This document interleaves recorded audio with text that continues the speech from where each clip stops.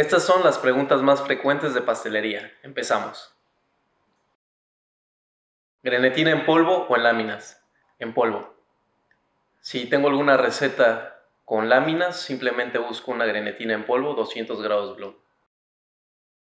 Al hacer mi merengue caliente de 100 gramos de clara y 200 gramos de azúcar glass, no sube lo suficiente. ¿Qué está fallando? Dos cosas están fallando aquí. Número 1, no se llama merengue caliente, se llama merengue suizo. Y número 2, el azúcar glass tiene una cantidad de almidón y esta cantidad de almidón no nos deja subir del todo su merengue. Cabe mencionar que el merengue suizo es más compacto, entonces tampoco va a subir tanto. ¿Cómo vamos a solucionar esto? Vamos a utilizar la misma cantidad de claras, pero con azúcar refinada o estándar. Vamos a llevar a baño María aproximadamente 65-85 grados. Una vez que el azúcar esté disuelta, vamos a pasar a una máquina y que la máquina haga el trabajo y vamos a tener un mayor volumen. ¿Cuál es la hidratación de la grenetina? De 5 a 6 veces su peso. ¿Qué marca de colorante negro me recomienda o cuál es el más intenso que hay en el mercado? El colorante negro es uno de los colorantes más difíciles de lograr y hay dos maneras en las que lo podemos realizar. Número 1, el carbón activado. El carbón activado nos va a ayudar a colorear muchas cosas, pero por ejemplo en macarrones va a tener una acción que no nos va a gustar tanto. Puede efervecer y no nos va a funcionar. La segunda opción, colorantes Dayman. Para mí el color negro de Dayman es el más intenso que he encontrado en el mercado comparado con algunos europeos. Les muestro la presentación, este sería uno blanco, tenemos presentaciones más pequeñas y minis. ¿El chocolate blanco existe? Sí existe. Todos los chocolates que tengan un porcentaje de grasa parcialmente hidrogenada serán llamados chocolates sucedáneos o sustitutos. Los que tengan manteca de cacao serán chocolates. ¿Qué merengue es más recomendable para decorar? ¿El merengue italiano o el merengue suizo? ¿Podrías ayudarme con el brillo neutro? Claro, la receta la dejé en mi canal de YouTube. ¿En dónde puedo conseguir el haba tonka? ¿En Venezuela o directamente con Maricú? Maricú todavía tiene en stock. ¿Dónde consigo un compañero para concursar en panadería? Bien, contáctate con el chef Alan Rubio y él te ayudará a conseguir un compañero. En el caso de los merenguitos, ¿por qué se cuartean o se llegan a bajar? Se bajan porque no tienen la suficiente cantidad de extracto seco. Hay que colocarle una cantidad extra de azúcar glass. Si no quieren que se rajen, van a tener que ponchar un poco los merengues y después proceder a hornear a 100-110 grados centígrados. Dato, no son merenguitos, son merengues pequeños. ¿Bien? ¿Qué hacer para que una crema de mantequilla se mantenga más firme? Bien, es una de las preguntas más frecuentes. Vamos a considerar nuestra geografía. Si hace más calor, vamos a subir la calidad de mantequilla y la cantidad. Si tuviéramos un clima muy extremo, vamos a hacer una combinación de mantequilla y margarina. ¿Por qué realizar un caramelo con glucosa y agua y no en seco? Porque nosotros al colocar el azúcar, agua y un poco de glucosa vamos a hacer progresivamente esta cocción y al ser progresiva vamos a tener más aromas a nuez, avellana, a tostado. En cambio, si nos vamos en seco, simplemente nos vamos a ir a un tostado que no nos va a agradar tanto. ¿Dónde puedo conseguir una pistola para pulverizar? Una de sus opciones más cercanas es Home Depot. Se acercan a alguno de los asesores y ellos les ayudarán. ¿Cuál es el mejor chocolate mexicano? Walter Chocolates. ¿Cómo se hace un glaseado espejo? Con un almíbar al que se le agregará chocolate y masa de gelatina. La receta estará próximamente publicada en mis redes sociales. ¿Cuál es el mejor chocolate para la pastelería? Todo depende del mercado al que vamos dirigidos, al costeo de producción, pero mi recomendación es siempre utilicen chocolate y no sustitutos. No se pierdan la próxima semana en punto de las 12 mi transmisión en vivo por mi cuenta robles.omar, donde abarcaremos este tema a profundidad. ¿Cómo se hace un fondant? Para esta pregunta tenemos dos respuestas. Tenemos dos tipos de fondant. Estos dos tipos se derivan en el americano y el francés. El americano es con el que cubrimos los pasteles, estos altos en pisos, y el fondant que tenemos para decoración de la pastelería francesa, que es líquido. ¿Cómo obtenemos el primero? El primero va a llevar una cantidad de azúcar glass, glicerina, glucosa y grenetina. A todo esto, si queremos elasticidad, vamos a agregar una goma, y es donde salen las pastas de goma. La segunda opción es una versión para glasear de la pastelería francesa. Es muy sencilla de hacer. Vamos a tomar un azúcar, la vamos a cocer a 114 grados centígrados. Una vez que tengamos esta azúcar cocida, la vamos a colocar en un bowl de batidora con el aditamento pala. Vamos a batirla hasta que se empiece a cristalizar y empiece a tener un poco de aire. Eso hace que se transforme en una azúcar blanca que posteriormente vamos a mantener en baño María y vamos a agregar el colorante que deseemos. ¿Los moldes de tarta se engrasan? Sí, se engrasan. Hay veces que manejamos ingredientes muy caros y no queremos que se pegue. Podríamos perder cerca de 200, 300, hasta 500 pesos si no tenemos el cuidado de colocar grasa y harina en nuestros moldes. ¿Cómo entrego un entremet para que llegue sano y salvo a casa de un cliente? ¿En caja o en domo de plástico? Muy sencillo. Una vez que tengamos glaseado nuestro pastel y decorado después de la congelación, vamos a tener 40 minutos para llevarlo. A mí me gusta colocarlo en una caja por cuestión de ecología.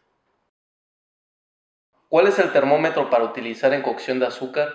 Muy sencillo, a mí me gustan estos termómetros de inmersión. Ya no utilizo los de cristal porque siempre terminan quebrándose. Siempre y cuando sean de inmersión sirven perfectamente para azúcar. ¿Existe alguna manera para que los eclairs no se tengan que hornear el mismo día que se entregan? Bien, los eclairs es un tema bastante complejo y les cuento cómo funciona para mí. Para mí es hacer la pasta choux. Una vez que la tengo hecha, la meto en una manga con duya. Hago mis formas. Normalmente hago formas completas de 60 centímetros o tiras completas de 60 centímetros.